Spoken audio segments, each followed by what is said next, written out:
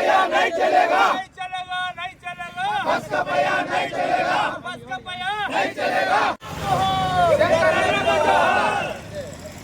RTC కార్మికుల ఐక్యత, వర్ధిల్లాలి, ఆర్టీసీ కార్మికుల ఐక్యత, వర్ధిల్లాలి, జోహార్ జోహార్, శంకరన్న జోహార్, జోహార్ జోహార్, శంకరన్న జోహార్. రామకృష్ణ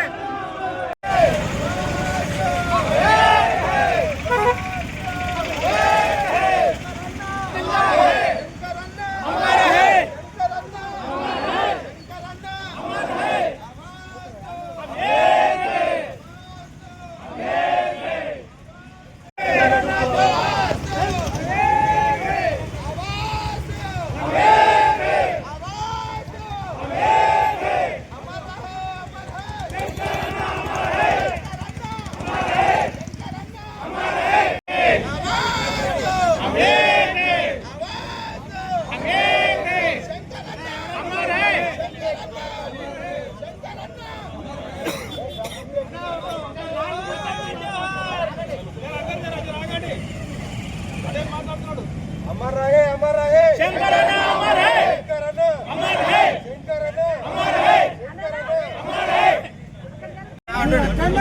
వారు నిన్న ఆత్మహత్య చేసుకోవడం జరిగింది. అంటే ఎంత ఉద్రేకంతో ఎంత ఆర్టీసీ అంటే ఎంత ఇది ఉంటుంది ఆయనకి. ఆ సందర్భంలో అనుకోకుండా మన ప్రాణాలు మన గురించి కార్మికుల గురించి త్యాగించడం జరిగింది. వాళ్ళ కుటుంబానికి ప్రగాఢ సానుభూతి. ఇంకోటి ఎవరు కూడా ఇటువంటి ఆత్మహత్యలు చేసుకోకండి. మన డిమాండ్లు మనకు కావాల్సిన డిమాండ్లే అడుగుతున్నాం తప్పించి కొత్త డిమాండ్లు ఏం అడగట్లేదు. మన డిమాండ్లు మనం నెరవేర్చుకున్నాం. పోయినసారి మిస్ అయింది, ఈసారి గట్టిగా ఉందాము, దృఢంగా ఉన్నాం. ఎవరు బెదిరిపోకండి. ఆర్టీసీ కార్మికుల ఐక్యత, కార్మికుల ఐక్యత, కార్మికుల ఐక్యత. నిన్న ఏదైతే సంఘటన జరిగిందో మా సోటి కార్మికుడు సహోదరుడు, మా కుటుంబ సభ్యుడు, ఆర్టీసీ కార్మికుడు డ్రైవర్ శంకరన్న గారు నిన్న ఏదైతే జరిగినదో ప్రభుత్వం నుంచి కానీ ఇతరుల నుంచి కానీ అధికారుల నుంచి కానీ వచ్చిన కొన్ని వార్తలు సందేశాలు అనుగుణంగానే వారి యొక్క ఆత్మ క్షోభించి జనరల్ గా ఎవరైనా చనిపోవాలనుకుంటే ఆత్మహత్య చేసుకుంటే ఎంత క్షోభ ఇస్తే ఆ ప్రాణం తీసుకునే స్థాయికి వస్తారో మీరందరూ ఒక్కసారి గమనించాలి. ఎందుకొరకంటే శంకరన్న గారు వారి ఏదో ఇబ్బందుల గురించో కాదు, ఫ్యామిలీ గురించో కాదు, ఆర్టీసీ కుటుంబం కొరకే వారి ప్రాణాన్ని సమర్పించుకున్నారు. ఎప్పుడైనా సరే ఈ ఆర్టీసీ ఉన్నంత కాలము శంకరన్న నిన్ను మర్చిపోదు.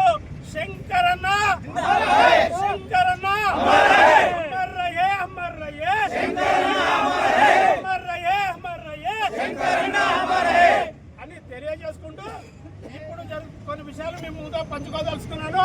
నేను కోచ్కి డిపోనందు కోచ్ బిల్లర్గా పనిచేస్తాను. నా పేరు వచ్చేసి గోవిందు. అయితే ఏ ప్రభుత్వం వచ్చినా ఆర్టీసీ కార్మికుని మాత్రం అన్యాయం చేస్తున్నది. దీన్ని మీకు కొన్ని ఎగ్జాంపుల్ చెప్తా, వినండి. నాకు తెలిసిన కొన్ని విషయాలు తప్పు సబ్జెక్ట్ టు కరెక్షన్.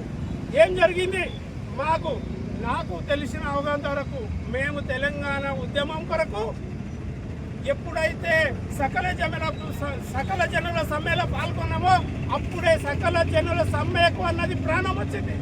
ఏ విధంగా చెప్తా, ఈ దుకాణంలో, ఈ షాప్లో, లేకుంటే ఈ ఆటోలో బంద్ ఉంటే బంద్ ఏర్పడలేదు. బస్సు ఎప్పుడైతే బంద్ అయిందో అప్పుడే సకల జనుల సమ్మెకు ప్రాణం వచ్చింది. జనజీవన సవంతి దెబ్బతిన్నదని అప్పుడున్న ప్రైమ్ మినిస్టర్ గారు మన్మోహన్ సింగ్ గారు కూడా ఒక మాట చెప్పారు. జనాలు పబ్లిక్ ట్రాన్స్పోర్ట్ దెబ్బతింటే జనజీవన సవంతి అస్తవ్యస్తమైందని గుర్తించి అప్పుడున్న యూపీఏ ప్రభుత్వము, అప్పుడున్న చైర్మన్ సోనియా గాంధీ గారు, యూపీఏ చైర్మన్ సోనియా గాంధీ గారు తెలంగాణ ప్రకటించడం జరిగింది. ఆ ప్రకటించడం జరిగితే ఏం జరిగింది నాయన, మా రాష్ట్రం వస్తే మాకు బాగుంటుంది, మేము ఎన్నో ముందుకు వెళ్ళిపోతాము, మా పిల్లలకు ఉద్యోగాలు వస్తాయి అని మేము సకల జనుల సమ్మెతో అట్లాంటిది మాకు ఏమీ జరగలేదు. రాష్ట్రం వచ్చిన తర్వాత అత్యధికంగా నష్టపోయిన వాళ్ళు ఎవరన్నా ఉంటారంటే ఆర్టీసీ కుటుంబ సభ్యులు అని కంఠబద్ధంగా తెలియజేసుకుంటున్నాను.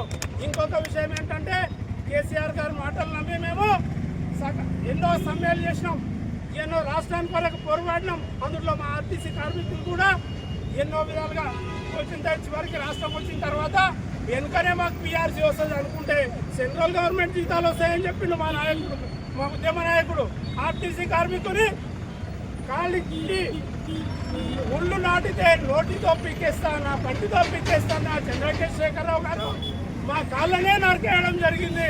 మేము 19లో సమ్మె చేస్తాం. ఎందుకనకంటే కాళ్ళు ఉంటే ముళ్ళు ఇరుగుతుంది, ముళ్ళు ఇరిగితే పంటితో వికాలి. ఆ కాళ్ళే ఎక్కువ చేసిన ఘనత ఆ ప్రభుత్వానికి. పోనీ ఆ ప్రభుత్వంతో లేకపోతే మాకు ఎప్పుడు కూడా సమ్మెలు లేదు, మాకు ఎప్పుడు జీతాలు పెరగలేదు. 2014లో టీఆర్ఎస్ గవర్నమెంట్ వస్తే గత ఆంధ్ర ఎప్పుడైతే ఉమ్మడి ప్రభుత్వం 27% మాకు అయ్యారిస్తే ఈయన మేము 8 రోజుల సమ్మె 2015 చేస్తే ఆ 8 రోజుల సమ్మె అనంతరము మాకు 2013 పిఆర్సీ అక్కడ ఆంధ్ర ప్రభుత్వము చంద్రబాబు నాయుడు 43% ఇస్తే మీకు నేను ఒక 1% ఎక్కువ ఇస్తున్నానని మమ్మల్ని ఏదో చేస్తే మేము అల్ప సంతోషానికి గురయ్యి అన్నకు సార్ గారికి అభిషేకాలు చేసినాం, పాలాభిషేకాలు చేసినాం. తర్వాత తెలిసింది మరి నిజ స్వరూపం ఏంటో. తర్వాత కొన్ని రోజులకు ఆర్టీసీ కార్మికులకు మళ్ళీ చూసింది లేదు.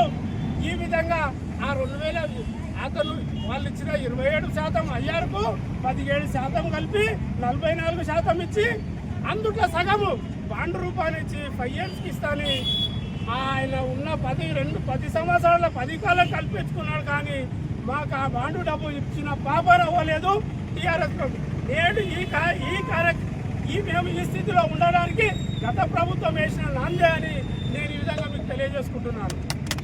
ఎందుకంటే ఆ ప్రభుత్వం అది చేసింది 2019లో 2018 టీఆర్సీ ఇవ్వాలని మేము సమ్మెకి వెళ్తే మీరందరూ ఈ రోజు నుంచి ఆర్టీసీ కార్మికులు డిస్మిస్ అని ఎన్నో రకాలుగా ఏమి చేయాలో నాన్న రాచి రంపన పెడితే మా సహోద్యోగులు 36 మంది వివిధ కారణాల చేత చనిపోయారు. మొట్టమొదటిగా శ్రీనివాస్ రెడ్డి ఖమ్మంలో వారు ఈరోజు శంకరన్న గారు ఏ విధంగా అయితే ఆత్మహత్య చేసుకున్నాడు అదే తీరులో ఆత్మహత్య చేసుకున్నా కూడా అప్పటి ప్రభుత్వానికి చలనం రాలే. చివరిగా మమ్మల్ని పిలిచి ఏదో మన ప్రగతి భవన్లో మీటింగ్ పెట్టి భోజనాలు పెట్టి ఒక చిన్న ఈ కార్యక్రమానికి చేసిన మా ఆర్టీసీ కార్యక్రమానికి చేసిన కోసిగి డిపో కార్మికులు లేక వేరే కోసిగి వాళ్ళు ఇంకా ఏ డిపోలో చేసిన ఆర్టీసీ కుటుంబ సభ్యులకు అందరికీ మరి సహకరించిన పోలీస్ సిబ్బందికి పాత్రికేయ మిత్రులకు మరియు ఇక్కడ వచ్చిన మీ అందరికీ పేరు పేరున ఎవరైనా అటు ఉన్నోళ్ళు కూడా ఇటు వచ్చిండొచ్చు. నేను తెలంగాణ ప్రజలందరికీ చేతులెత్తి నమస్కరిస్తున్నాను. మేము సమ్మెకు మేము వెళ్ళలేదు. సమ్మెకు ఆర్టీసీ కార్మికులు ప్రభుత్వమే మమ్మల్ని సమ్మెలకు నెట్టబడింది. ఎందుకొరకంటే చెప్తానండి, గతంలో ఇంతవరకు చెప్పింది వేరు.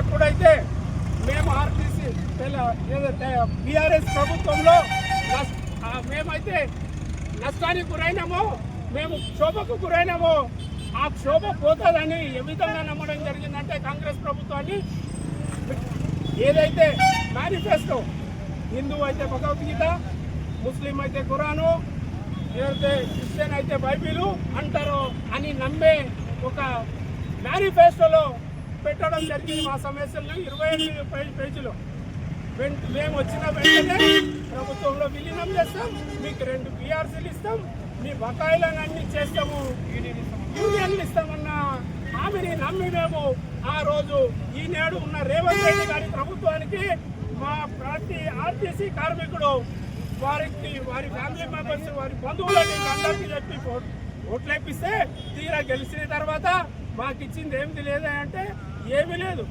మా మినిస్టర్ గారు ఉన్నాడు, ప్రతిదీ త్వరలోనే అంటాడు, కానీ ఏది త్వరలో లేదు. త్వరలే కాదు, అవి త్వరలోకే పోతున్నాయి. కాబట్టి దాని కారణంగా మేము సమ్మె నోటీసు ఇప్పుడే కాదు జూలై ప్రభుత్వంలో ఇచ్చాము.